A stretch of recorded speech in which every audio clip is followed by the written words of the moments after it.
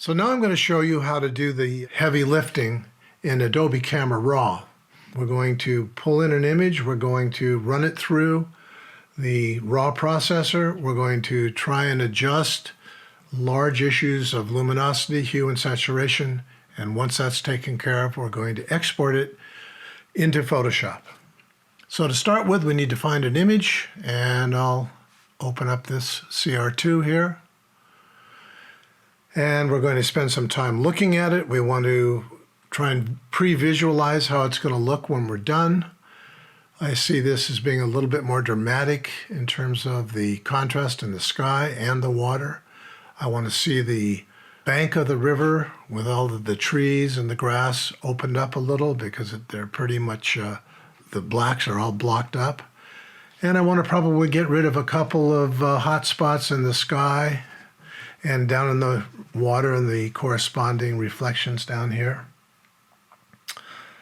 So to begin with, let's move over to our white balance tool, and we're going to find a place on this image where we can hopefully get rid of a lot of this blue. So let's just try in here. That's pretty good. All right, I'll go with that. I'm going to now move over to my exposure. I'm going to open that up just a tad, create a little bit of contrast here, bring my highlights all the way down here, and I'm going to open up my shadows a little bit and take that up to about 20, and bring my whites down a little, not too much, and then I'm going to open up my blacks, take those up to about 10 or 15. Let's take that to 50. Clarity I'm going to leave alone. I created an action about a dozen years ago that was kind of the basis for clarity. It's called mid-tone contrast. And I like to do it in Photoshop as opposed to my raw processor because I have easy access to it when I'm doing my proofing. I don't have to go back into my raw processor to make a little tweak. I am going to try some dehaze here. Maybe up to about 20. Let's just take it up and see what it does and then back it off. Maybe 25. Looks pretty good. All right, so now that I've done that, I'm looking and seeing if there's anything else that needs my attention. I want to go in and let's check our lens correction. That's checked on, and the profile correction is checked on, so that's fine.